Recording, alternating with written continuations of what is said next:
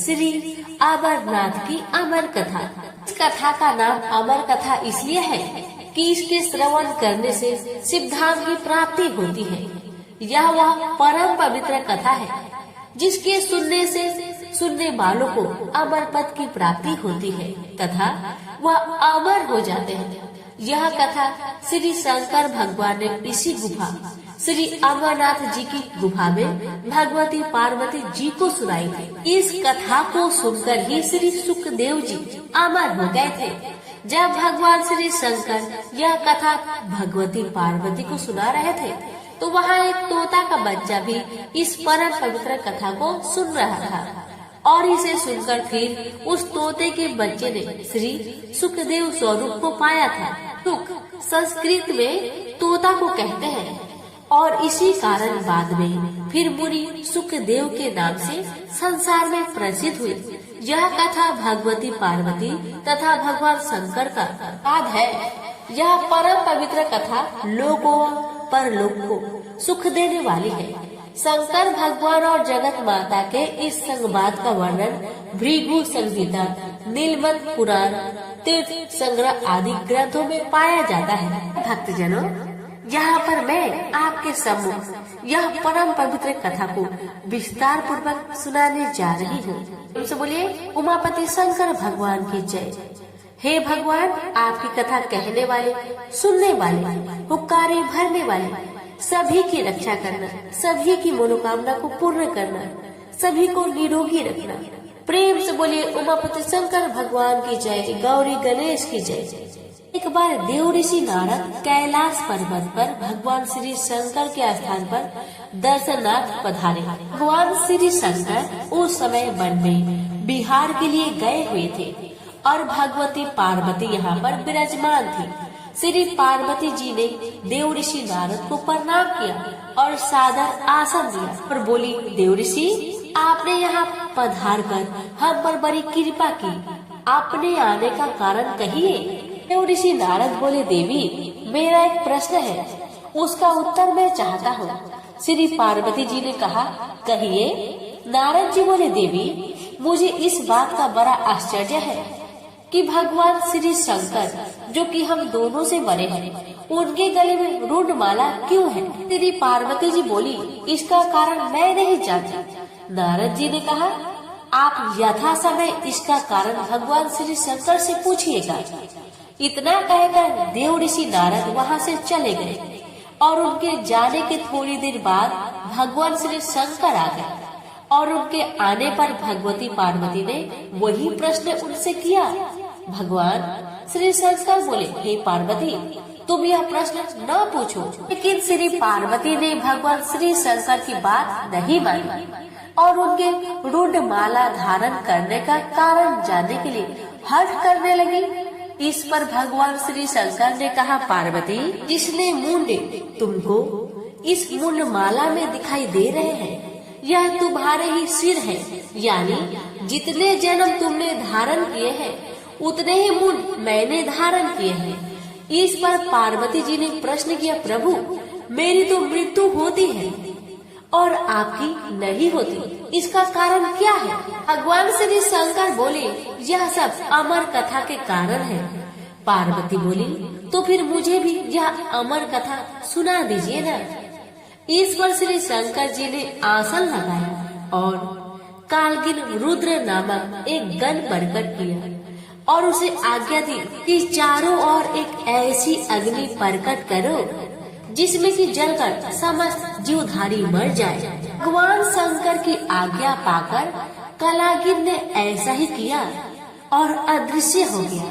जिस आसन पर भगवान श्री शंकर बैठे थे उसके नीचे एक तोता का अंडा पहले से ही था जो कि कालागिन को दिखाई नहीं दिया। इसके पश्चात भगवान श्री शंकर नेत्र मूंद कर एकाग्रचित हो पार्वती जी को अमर कथा सुनाने लगे और पार्वती जी उनके हर वाक्य पर हुक्कारा भरने लगी। धीरे धीरे पार्वती जी को नींद आने लगी। उसी समय उस अंडे में से जीव प्रकट हुआ। श्री पार्वती जी तब तक हुक्कारा देते देते सो चुकी थी। अब उनके स्थान पर तोता हुक्कारा देने लगा। जब भगवान शंकर अमर कथा समाप्त कर चुके तो श्री पार्वती जी की आंखें भी खुली। भगवान श्री शंकर ने उनसे पूछा कि क्या उन्होंने अमर कथा को सुना? कि पार्वती जी ने उत्तर दिया कि अमर कथा नहीं सुनी। इस पर भगवान श्री शंकर ने पूछा, तब हुक्कारा कौन देता था? पार्वती जी बोली, मुझे नहीं मालूम। अब भगवान श्री शंकर ने इधर उधर देखा तो उनको एक तोता दिखाई दिया जो कि उनके देखते ही देखते उड़ गया। भगवान शंकर उठकर पीछे दौड़े। वह तोता उड़ता उड़ता तीनों लोकों में गया, लेकिन उसको कहीं जगह नहीं मिली। श्री व्यास देव जी की पत्नी अपने घर के द्वार पर बैठी जमाई ले रही थी। बस तोता उनके पेट में चला गया। भगवान श्री शंकर ने कहा, व्यास जी, मेरा चोर आपके घर में है। महर्षि व्यास बोले, प्रभु, हमारे घर में तो कोई चोर नहीं है। भगवान श्री शंकर कहने लगे, पर महर्षि व्यास जी ने अपने पत्नी से पूछा। उसने उत्तर दिया, ऐसा जान पड़ता है जैसे कि मेरे पेट में कोई पंछी गया है। महर्षि व्यास ने यह बात भगवान श्री शंकर से कही और साथ ही कहा, आपकी जैसी इच्छा हो वैसा कर सकते हैं, लेकिन यह तो आप जानते ही हैं कि स्त्री को मारना पाप है। श्री वेद व्यास जी की यह बात सुनकर श्री शंकर लौट गए। वह तोता कई वर्षों तक ऋषि पत्नी के पेट में पल रहा था, लेकिन जब ऋषि पत्नी के पेट का कष्ट अधिक बढ़ता गया तो श्री वेद व्यास जी ब्रह्मा जी और उसके पश्चात श्री विष्णु जी के पास गए। फिर तीनों मिलकर भगवान श्री शंकर के पास गए। इसके पश्चात चारों श्री वेद व्यास जी के स्थान पर आए और पंछी की स्तुति करने लगे। पंछी जो भगवान जी शंकर जी से अमर कथा सुनकर चारों वेदों तथा 18 पुराण का ज्ञानी हो गया। कहने लगा, अब तक जगत निर्मोही नहीं होगा, तब तक मैं माँ के पेट से बाहर नहीं निकलूंगा।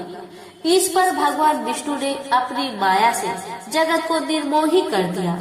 इस पर वह तोता बालक रूप होकर माँ के पेट से बाहर आ गया और उसका नाम सुखदेव हुआ। श्री सुखदेव अपने जन्म के साथ ही सबको प्रणाम करके जंगल की ओर चल दिए और फिर भगवान विष्णु ने अपनी माया हटा दी और जगत पुनः मोहयुक्त हो गया। इस पर श्री वेद व्यास जी अपने पुत्र के लिए व्याकुल होकर श्री सुखदेव के पीछे जंगल में दौड़े और उनके पास पहुंचकर उनसे घर चलने के लिए कहा।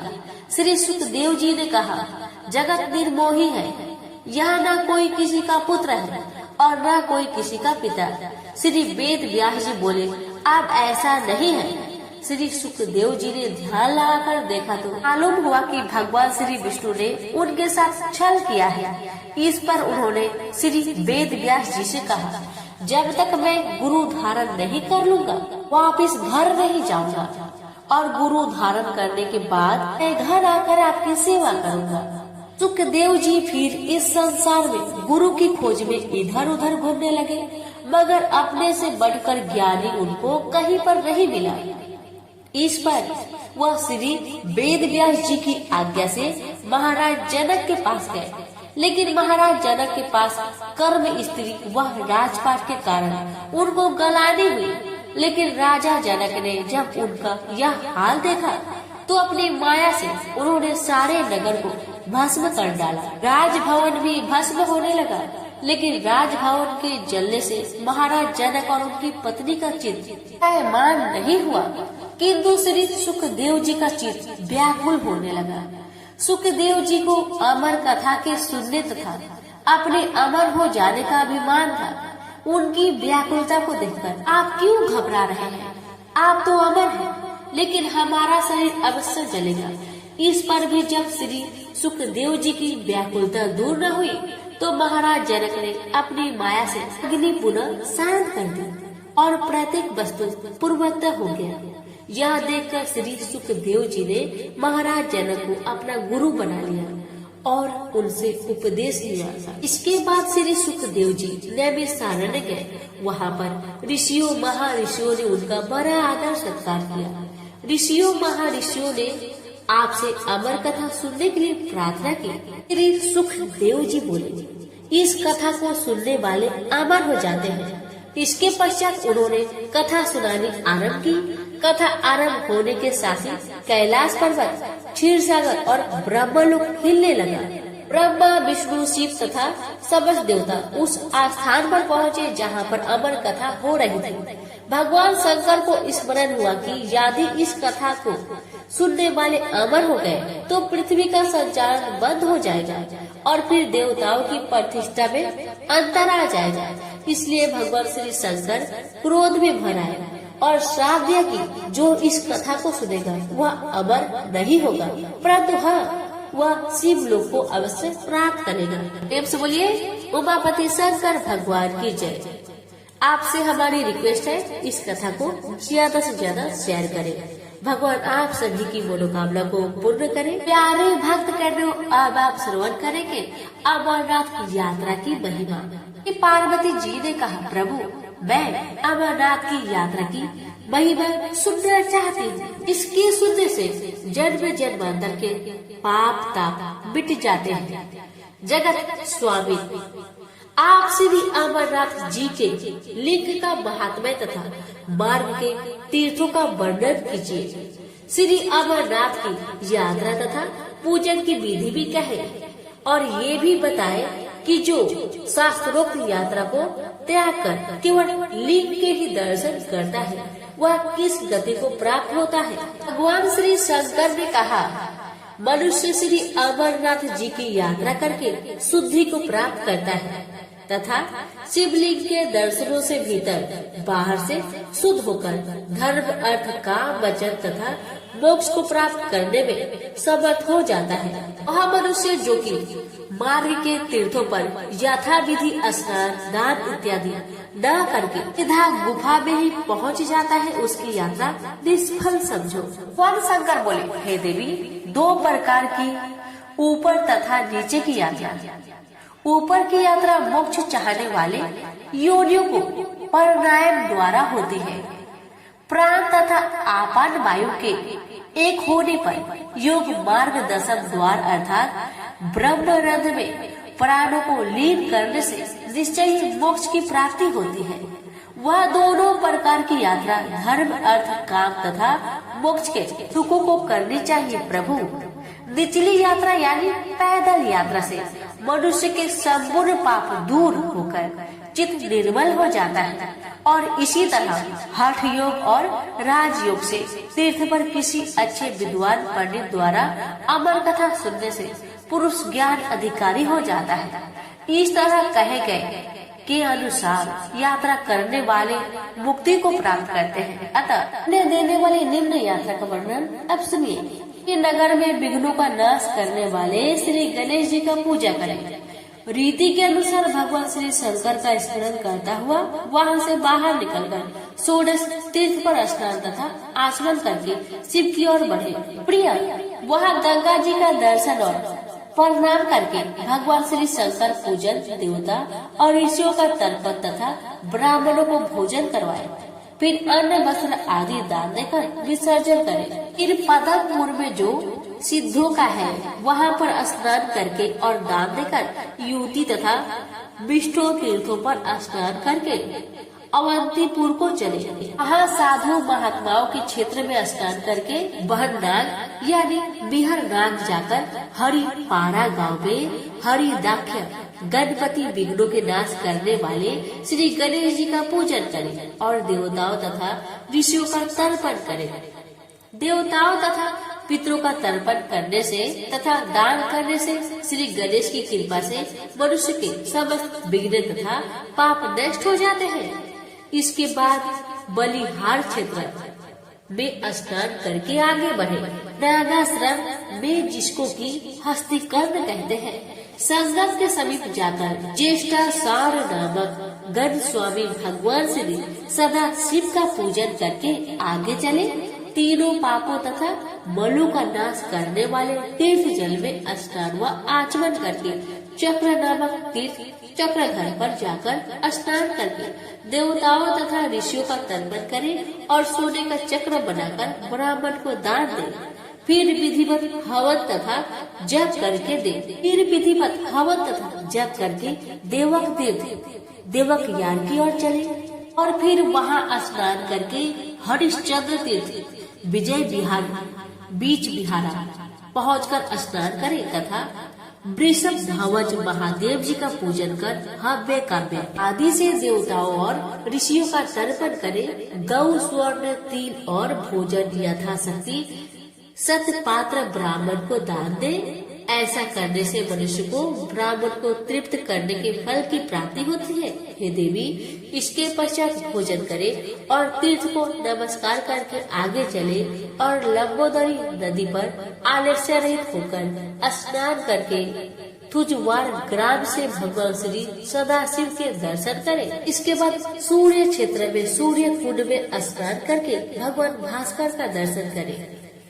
श्री सूर्य नारायण का पूजन संसार के समस्त भोगों तथा मुक्ति को देने वाला है। यात्रियों को सूर्य क्षेत्र में अन्न, वस्त्र आदि का दान ब्राह्मणों को देना चाहिए। यह सूर्य क्षेत्र तीर्थ अपने कर्मों से दुखी हुए पितरों के उद्धार के लिए उत्तम है। ऐसा देवताओं का, ऋषियों, महर्षियों का मत है। हे देवी, यहाँ पर पिंडदान आदि से पितरों का उद्धार करें। दोनों कुंडों का दर्शन करें और फिर उसमें मत्स्य रूप देवताओं का दर्शन कर और फिर उनको नाना मंत्रों से तृप्त करें। पश्चिम वाहिनी गंगा में स्नान करके पितरों के उद्धार के लिए श्राद्ध करें। इसके बाद सत्कार स्थान में पहुँचे, स्नान करें और श्री गणेश का पूजन करें और फिर भाद्रश्रम में जाए। फिर परम पवित्र हरिश्रेष्ठ यानी शिलगाम आश्रम तथा सत्व स्वतर क्षेत्र में और गंगा जल में स्नान करके संध्या बंदन आदि नित्य क्रिया करें। ग्राम में पहुंचकर पवित्र अनंतनाग तालाब के जल में स्नान कर उत्तम बालखिल्य आश्रम को जाना चाहिए। हे देवी, अब मैं पाप ताप को हरने वाले, चित्त को शुद्ध करने वाले बालखिल्य तीर्थ का महात्म्य कहता हूँ। ध्यान पूर्वक सुनो। पूर्व काल में बालखिल्य नामक महर्षियों ने घोर तप किया। फिर भगवान श्री विष्णु ने मेघ सदृश गंभीर वाणी से कहा, मैं तुम्हारे तप से अत्यधिक प्रसन्न हूँ, अतः तुम वर मांगो। ऋषियों की प्रार्थना सुनकर भगवान श्री विष्णु ने अपने चरणों से धरती को छूकर वहाँ से गंगा को प्रकट किया और उसके साथ ही उन लोगों को यह वरदान भी दिया कि प्रलय प्रकट बालखिल्य तीर्थ लोगों को पवित्र करता रहेगा। पवित्र और पुण्य खिल्यान तीर्थ पर मनुष्य स्नान तथा जब पूजा करे तो उसे स्वर्ग की प्राप्ति होगी। उस बालखिल्य तीर्थ पर जगत गुरु सर्वव्यापी नारायण का पूजन करे, जो कि नाना प्रकार के भोगों तथा मोक्ष को प्रदान करने वाले हैं। तीर्थ पर स्नान और यथाशक्ति दान देकर महावर यानी गणेश्वर जी पहलगाम में है, वहाँ पर जाकर श्री गणेश जी का पूजन करें। हे सुंदरी, श्री गणेश जी को नमस्कार करके लड्डुओं तथा क्षीर का भोग लगाएं। आप तथा विघ्नों से रहित होकर मामलेश्वर क्षेत्र को जाए। हे साध्वी, मामलेश्वर भगवान के दर्शन या तीर्थ जल में स्नान करके मनुष्य रोगों तथा पापों से छूट जाता है। यहाँ पर स्नान करने के पश्चात मनुष्य दान करे तथा ब्राह्मणों को भोजन करवाए। श्रवण करेंगे मामलेश्वर तीर्थ की उत्पत्ति के संबंध में कथा। एक समय भगवान श्री सदाशिव श्री गणेश जी को दोनों डहेडियों का द्वारपाल बनाकर आप स्थलबाद को चले गए थे। वहाँ पर थोड़ी देर ठहरकर खिल्लियान से ऊपर दंडक मुनि के आश्रम जाकर विश्राम करने लगे। वहाँ देवता आए। भगवान सदाशिव ने कहा, आगे मत बढ़िए। इस शब्द को सुनकर गणेश जी पाताल देश से आए और उन्होंने भी यही शब्द कहे और इस शब्द से फिर देवता भगवान श्री सदाशिव में लीन हो गए। अतः फिर यह ग्राम मामल के नाम से प्रसिद्ध हुआ। भगवान श्री सदाशिव ने श्री गणेश जी से कहा, तुम मामल शब्द सुनकर पाताल से यहाँ आए हो, अतः दीर्घ काल तक यहाँ ठहरो और समस्त विघ्नों को दूर करो। जो मनुष्य यहाँ पर तुम्हारा पूजन करेंगे वह परम सिद्धि को प्राप्त करेंगे। यह वरदान श्री सदाशिव जी श्री गणेश जी को देकर दंडकारण्य में अंतर्ध्यान हो गए। विश्व को पवित्र मामलक ग्राम में महाबलेश्वर का दर्शन करने और श्री गणेश जी का पूजन करने से अश्वमेध का फल मिलता है और श्री गणेश जी की कृपा से मनुष्य की संपूर्ण मनोकामनाएं पूर्ण होकर उसे पशु पुत्र तथा धन की प्राप्ति होती है और उसकी यात्रा भी सफल हो जाता है। के पश्चात समस्त पापों को मिटाने वाले भृगुपति तीर्थ में जाकर वहां विधिवत स्नान तथा दान करके भगवान श्री हरि का पूजन करें। भृगु जी ने परिशीलन वन में दीर्घ काल तक बड़ा भारी तप किया। ऐसा कठिन तप तो देवता भी न कर सकते थे। इसी बीच में भगवान श्री विष्णु देवताओं के साथ महर्षि भृगु जी के दर्शन के लिए आए। भृगु जी ने अपने आसन पर से उठकर उनको प्रणाम किया और सदैव एक रस रहने वाले भगवान श्री विष्णु ने उनके सिर को चूमकर उनको गले से लगा लिया। हे महेश्वरी, भृगु और विष्णु भगवान ने आपस में आलिंगन किया। उनके शरीर में से पवित्र पसीना निकला जिससे वह पवित्र तीर्थ बना। श्री सदाशिव बोले, हे देवी, क्योंकि यह तीर्थ भृगु के पसीने से बना है, अतः इसका नाम भृगु तीर्थ प्रसिद्ध हुआ है। यहाँ पर जो मनुष्य स्नान करके हमें तथा वस्त्र का दान करेगा उसकी यात्रा निस्संदेह सफल होगी। वह मनुष्य स्नान करने से अति उत्तम पुण्य को प्राप्त होता है। लंबोदर की कथा।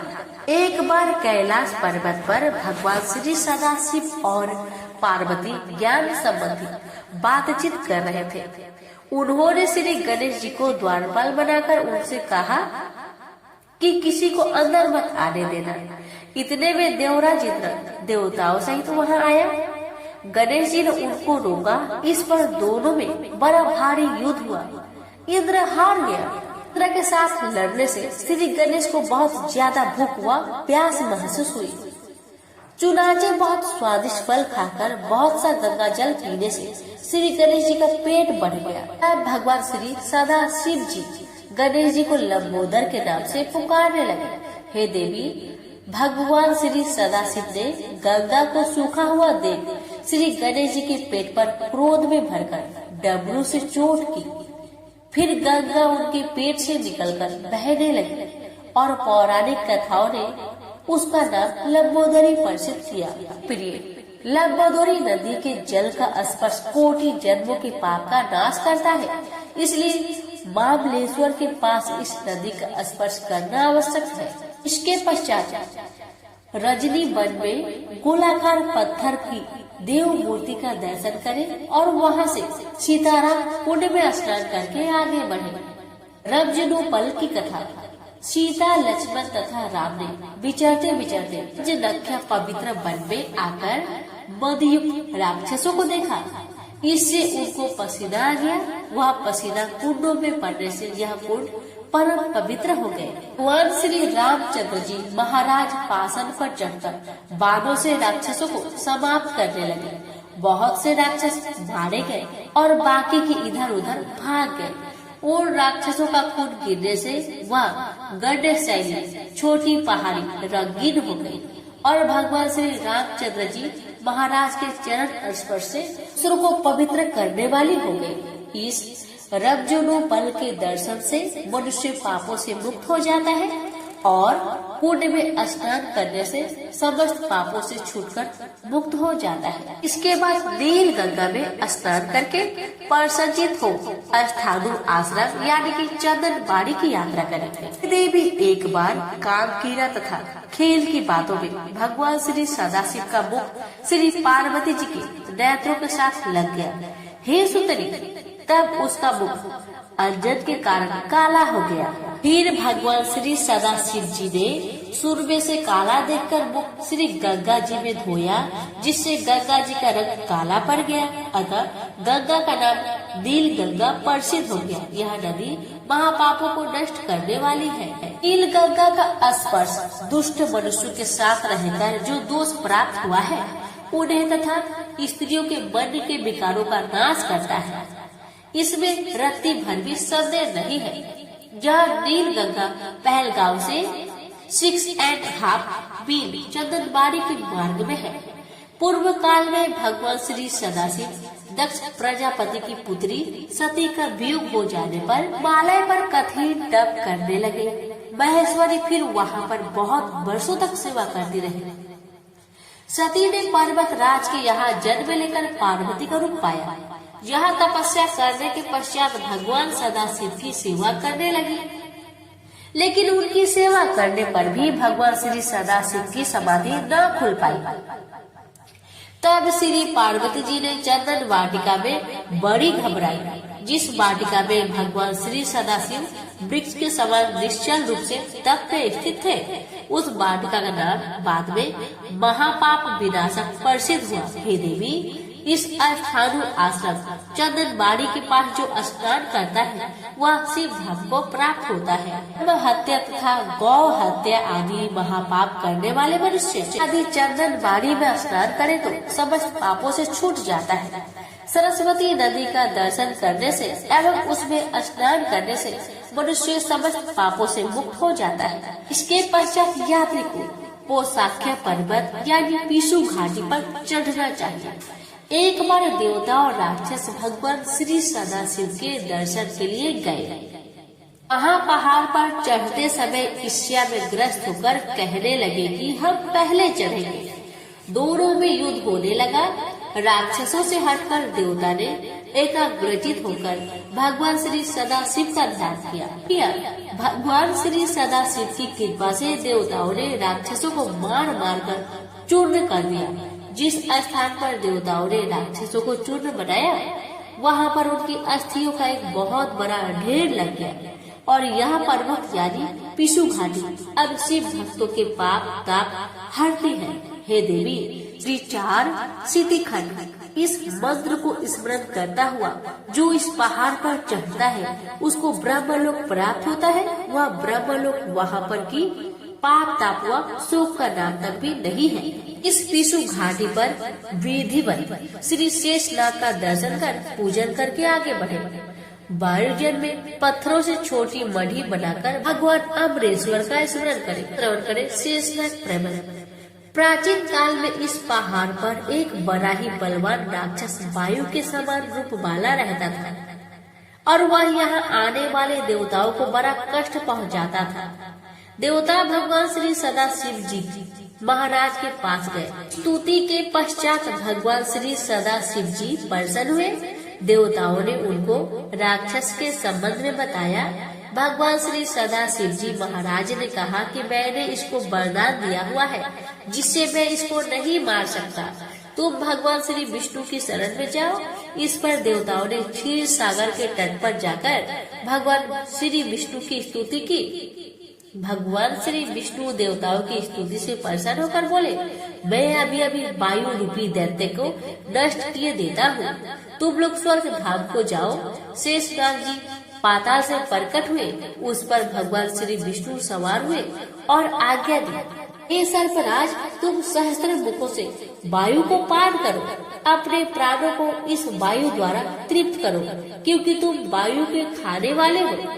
भगवान के अमृत रूपी वचन सुनकर एक क्षण में शेषनाग ने देखते ही देखते वायु रूपी दैत्य को भक्षण कर लिया। हे देवी, उसी दिन से ये पर्वत शेषनाग के नाम से प्रसिद्ध है तथा योगी जन इसको अपना आश्रम भी कहते हैं। इसके दर्शन करने से तथा तालाब में स्नान करने से और यहाँ पर जप हवन स्तुति का स्वाध्याय करने से मनुष्य अनंत पुण्य को प्राप्त होता है। जब देवताओं ने राक्षसों को मार डाला, उनमें से परठष्टा नाम दैत्य वायु में मिलकर देवताओं को कष्ट देने लगा। इस पर समस्त देवता भगवान श्री सदाशिव जी महाराज के पास गए और उनकी स्तुति की। इस पर भगवान श्री सदाशिव जी महाराज ने प्रसन्न होकर कहा, हे देवताओं, तुम लोग यहाँ मढ़िये बनाकर वायु को रोक दो। इस पर वे वहाँ पर पत्थर की मढ़िया बनाकर शांति पूर्वक रहने लगे। लेकिन एक बार दैत्य ने अपना उग्र रूप दिखाया। तब देवराज इंद्र ने अपना वज्र उठाया और उसी जगह राक्षस को मार डाला। तब से यह जगह वायु वर्जन देवताओं से पूजित तीर्थ प्रसिद्ध हुआ। यहाँ पत्थरों द्वारा देवताओं के लिए छोटे छोटे घर बनाने तथा तीर्थ के दर्शन से मनुष्य अत्यंत पुण्य को प्राप्त होता है। ब्रह्म हत्या और गौ हत्या से युक्त मनुष्य इस तीर्थ के दर्शन से इन महापापों से छूट जाता है। अब सुनिए हत्यारा तालाब। हे देवी, जिस कारण यह तालाब हत्यारा तालाब सूख गया, अभी सुनो। इसके सुनने से प्राणी संचय से रहित हो जाता है। जब भगवान श्री सदा शिव जी महाराज तथा देवराज इंद्र ने राक्षसों को नष्ट किया तो कुछ राक्षस भागकर इस तालाब में छिप गए और फिर वह राक्षस थोड़े समय के पश्चात देवताओं को पूर्वतः दुख देने लगे। भगवती पार्वती और सदा शिव जी महाराज विचरते हुए वहाँ आए। भगवती पार्वती ने भगवान श्री सदा शिव जी महाराज से देवताओं के दुख दूर करने के लिए कहा। भगवान श्री सदाशिव महाराज ने हुक्कार किया, फिर वहाँ डर के इस तालाब में छुप गए। भगवान श्री सदाशिव महाराज ने श्राप दिया, वह तालाब सूख गया। इस स्थान पर यात्रियों को मौन होकर यात्रा करनी चाहिए। हे सुंदरी, इसके बाद पंचतरणी के पंच परबाहु में स्नान करें और देवता ऋषि तथा पितरों का सावधान होकर तर्पण करें। अब सुनिए पंचतरणी की महिमा। पूर्व काल में एक बार भगवान श्री सदाशिव महाराज तांडव नृत्य कर रहे थे और नृत्य करते समय उनका जटाजूट ढीला हो गया और उससे फिर पंचतरणी गंगा निकली, जो महापापों को दूर करने वाली है। जो मनुष्य आलस्य रहित इस पंचतरणी नदी में स्नान करता है, वह ब्रह्म हत्या आदि घोर पाप से मुक्त हो जाता है। यहाँ पर स्नान करने वाले को वही फल मिलता है जो कुरुक्षेत्र, परियार, नैमिषारण्य में स्नान तथा दान करने से प्राप्त होता है। ये सुंदरी, यदि इस तीर्थ पर गौ, वस्त्र, चंदन, केसर, अगर, कस्तूरी आदि ब्राह्मण को दान दिए जाए तो यात्री को सिद्धार्थ की प्राप्ति होती है। इसके पश्चात ऊंची चोटी वाले पहाड़ पर चढ़कर डबारक देवता के दर्शन करने चाहिए। डबारक देवता की कथा। बड़े से बड़ा पापी भी डबारक देवता के दर्शन करने से पाप से छूट जाता है। हे देवी, अधिक क्या कहूँ, बस इतना कहना ही पर्याप्त है। यात्री डबारक देवता की पूजा तथा परिक्रमा करने से ही श्री अमरनाथ के दर्शन के योग होता है। एक बार भगवान श्री सदाशिव जी महाराज नृत्य में इतने लीन हो गए कि उनका संध्या का समय भी व्यतीत हो गया। इससे उनको बड़ी चिंता हुई। एक बार भगवान श्री सदाशिव जी महाराज जी कार्तिक स्वामी के साथ कीड़ा कर रहे थे। उस उक्त गण को निद्रा आ गई और भगवान श्री सदाशिव जी महाराज का संध्या काल व्यतीत हो गया। इससे भगवान श्री सदाशिव जी महाराज के क्रोध का कोई परवाह न रहा और उन्होंने उक्त गण को श्राप दिया कि वह शीला रूप होकर देर तक वहाँ ठहरे। वह गण कांपता हुआ भगवान श्री सदाशिव महाराज की सेवा में उपस्थित हुआ, लेकिन भगवान ने उसको क्षमा नहीं किया, लेकिन यह जरूर कहा कि जो यहाँ पर मेरे श्री अमरनाथ जी के दर्शन के लिए आएगा, वह पहले पहाड़ी पूजा तथा परिक्रमा करेगा। हे देवी, उस दिन से महाडबारक गण रत्ननामा शिखर पर पाषाण रूप होकर रहता है और जो मनुष्य उसका पूजन करता है वह सिद्धार्थ को प्राप्त होता है। यात्री को चाहिए कि श्रावणी के दिन प्रातः काल भैरव घाटी की यात्रा करते हुए चोटी पर डबारक के शरण में पहुँचे। डबरेश्वर भैरव का दर्शन और भक्ति सहित पूजन कर व्रत की ज्योत जलाए और मालपुआ तथा लड्डुओं का भोग लगाए। परिक्रमा और प्रणाम कर पहाड़ से उतरते समय मध्य में चलता हुआ मार्ग में जो गर्भ योनि है उसमें प्रवेश कर, क्योंकि इसमें एक बार जाने से फिर मनुष्य का पुनर्जन्म नहीं होता। गर्भ योनि से निकलकर अमरावती नदी में प्रवेश करें। अमरावती के दर्शन मात्र से मनुष्य देवता तुल्य हो जाता है। इस नदी के अमृत समान जल में स्नान करके यात्री को चाहिए कि भस्म को अपने शरीर पर मले। जो मनुष्य पवित्र गर्भ योनि से निकलकर अमर गुफा को जाता है उसका फिर पुनर्जन्म नहीं होता है और फिर वह शिव रूप हो जाता है। देवी, यह बात बिल्कुल सत्य है। हे ईशानी, जब भगवान श्री सदाशिव जी महाराज कैलाश पर्वत पर नृत्य कर रहे थे उस समय नंदी उनकी आज्ञा अनुसार द्वारपाल था। देवता भगवान श्री सदाशिव जी महाराज के दर्शन के लिए आए तो नंदी ने उनको रोका। अब देवताओं तथा नंदी में परस्पर युद्ध होने लगा। नंदी ने भगवान श्री सदाशिव जी महाराज से शिकायत की। भगवान श्री सदाशिव जी महाराज ने नंदी से कहा, तुम दंड धारण करो, देवता तुम्हारा कुछ भी नहीं बिगाड़ सकेगा। तुम द्वार पर चलो और दीवार बनकर मार्ग में गर्भ योनि को रख दो, देवता उसमें प्रवेश न कर सकेंगे।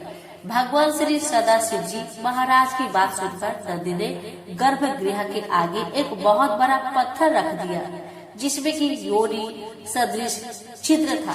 वो पुरुष जन्म जन्मांतर के पापों से मुक्त होना चाहे, वह गर्भ योनि से निकलकर श्री अमरनाथ के दर्शन करे, फिर अमरावती नदी में स्नान कर उसी की भस्म रूप कीचड़ को शरीर पर मलकर और उनसे सफेद होकर थोड़े वस्त्र, कोपिन और रेशमी धोती को पहनकर सन्मार्ग प्रदान करें कहते हुए तथा शिव शिव उच्चारण करते हुए क्रोध मोह आदि को त्याग कर पहाड़ पर चढ़े। उससे गुफा में स्थित अमरेश्वर भगवान देवताओं के देव भगवान को नमस्कार करें और प्रभु के चरणों में मन लगाकर भक्ति के साथ इस तरह स्तुति करें।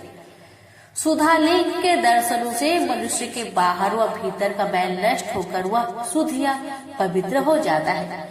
अमृत से बने हुए सुधा लिंग के दर्शनों के स्पर्श, पूजन तथा बंधन से महापापी मनुष्य भी समस्त पापों से छूट जाता है।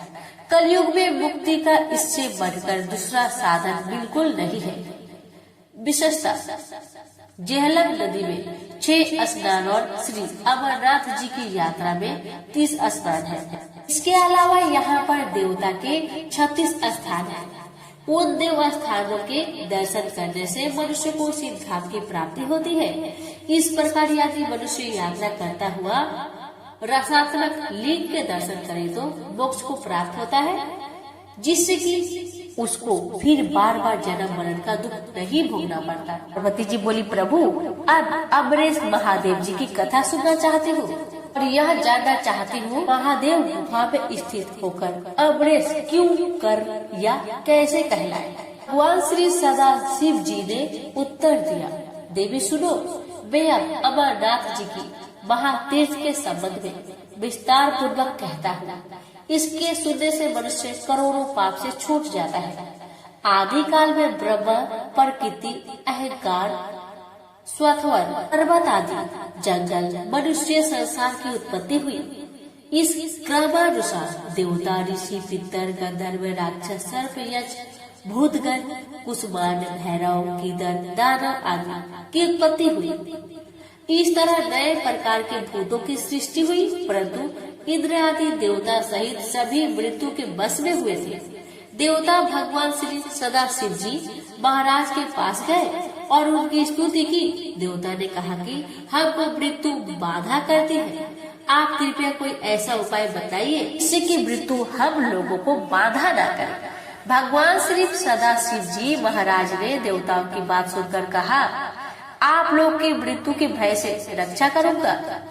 भगवान श्री सदाशिव ने इस तरह कहकर अपने सिर से चंद्रमा की कला को उतारकर निचोड़ा और देवताओं से कहा, यह आप लोगों की मृत्यु रोग की औषधि है कि इस चंद्र कला के निचोड़ने से पवित्र अमृत की धारा बह निकली और वह धारा अमरावती नदी है। प्रिय, जो अमृत के बिंदु चंद्र कला के निचोड़ते समय भगवान श्री सदाशिव जी महाराज के शरीर पर पड़े थे, वह सूख गए और पृथ्वी पर गिर पड़े। गुहा में जो भस्म है वह अमृत बिंदु के कण है, जो भगवान के चंद्र कला के निचोड़ने से शरीर पर और बाद में पृथ्वी पर गिरे थे। देवी, भगवान श्री सदाशिव जी महाराज देवताओं को प्रेम दिखाते हुए द्रवीभूत हो गए। देवता भगवान श्री सदाशिव जी महाराज को जल स्वरूप देखकर स्तुति करने लगे और बार बार नतमस्तक होकर नमस्कार करने लगे। तब भगवान श्री सदाशिव जी महाराज ने पुनः अपना यथार्थ स्वरूप उनको दिखाया। इसी कारण प्रत्येक पक्ष में अमृत पिघलता और जमता है।